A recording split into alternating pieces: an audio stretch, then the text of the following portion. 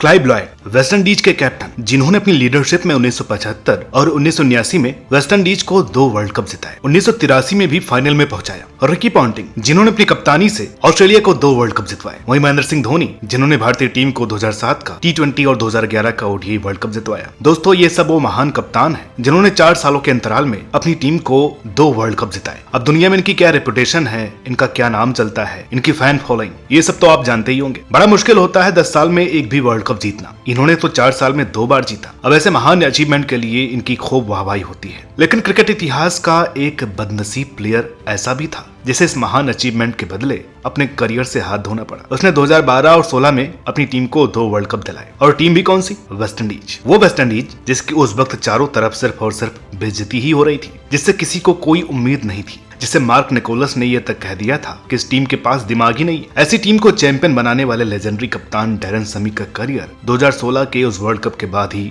खत्म हो गया। वो अचानक से ही गुमनाम हो गए। लेकिन हम फैंस के मन में ये सवाल छोड़ गए, आखिर ऐसा हुआ ही क्यों? यहाँ पर 10 साल से ट्रॉफी का सूखा पड़ा है। हमें कोई कप्तान अगर वर्ल्ड कप जिता दे तो उसको तो हम सराखों पर बैठाएंगे, लेकिन सैमी का ऐसा डाउनफॉल क्यों हुआ? इसी सवाल का जवाब लेकर आया है क्रिक माइंड आज के नए एपिसोड में, जहां वेस्ट इंडीज के इस दिग्गज के डाउनफॉल पर बात करने वाले हैं। अब ये बात किसी से छिपी नहीं है कि पिछले 2 दशक में वेस्ट इंडीज ने सिर्फ डाउनफॉल देखा है। इसका अंदाजा आप इसी से लगाइए कि 2009 से 2013 तक खेले 33 टेस्ट में उन्हें केवल 2 टेस्ट में जीत मिली है। इसी खराब दौर में वेस्ट इंडीज अपने कप्तानों को कपड़ों की तरह बदल रहा था। इसी बीच एंट्री होती है डैरेन सैमी की। अब सैमी एक बैटिंग ऑलराउंडर थे या बॉलिंग, ये मुझे तो आज तक नहीं पता, लेकिन उनके अंदर एक क्वालिटी थी वर्स्ट कंडीशन में अपने प्लेयर्स का बेस्ट निकालने की। 2011 का वर्ल्ड कप, जहां सैमी की कप्तानी में वेस्ट इंडीज ने क्वार्टर फाइनल में जगह बनाई, और अगले साल श्रीलंका में हुई T20 वर्ल्ड कप में उन्होंने वेस्ट इंडीज को पहली बार ट्रॉफी दिलवाई, जहां फाइनल में उनके ऑलराउंड परफॉर्मेंस ने तो सबका दिल ही जीत लिया। साथ ही पूरा वर्ल्ड कप अपनी टीम में उस स्टार प्लेयर्स को हैंडल करना या छोटा टारगेट डिफेंड करने के उस टैक्ट को भी सबने सराहा। लेकिन इसके बावजूद ना ही सैमी को ना ही उनकी टीम को कोई इज्जत मिली। उनका अपना ही बोर्ड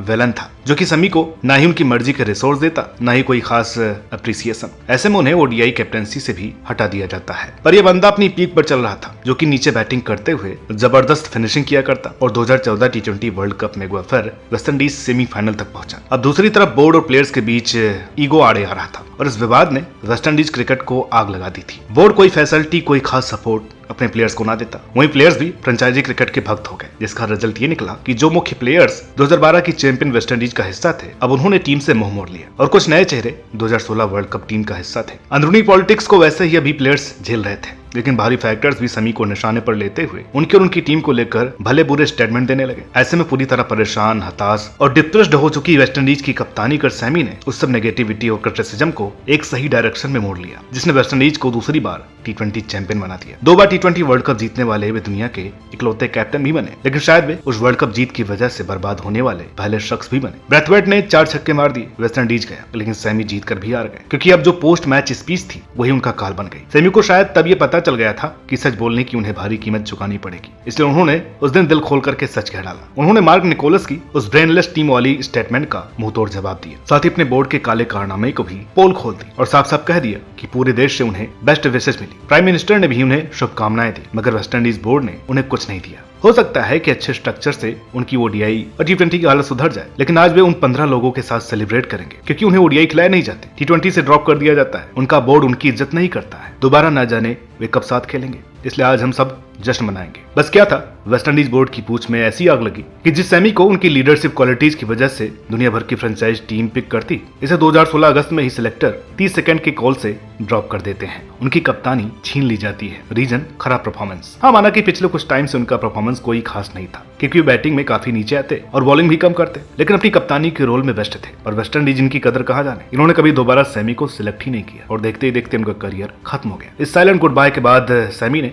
बिना कोई फेयरवेल मैच खेले 2021 में क्रिकेट को गुड बाय कह ही दिया, और एक सच बोलना उनका करियर ले डूबा। तो ये थी कहानी वेस्ट इंडीज के नायाब लीजेंड डैरेन सैमी की, जिसका बेहद ही दर्दनाक स्नब उन्हीं के बोर्ड ने कर दिया, जिसे उन्होंने 2 वर्ल्ड कप जितवाए। तो आज के इस वीडियो में इतना ही। कमेंट करके बताइए कि आप इस सीरीज में अगले वीडियो किस पर चाहते हैं। वीडियो अच्छी लगी हो तो प्लीज इसे लाइक करें, शेयर करें। चैनल पर नए हो तो प्लीज इसे सब्सक्राइब करना ना भूलें। मिलते हैं आपसे अगली वीडियो में, तब तक के लिए नमस्कार।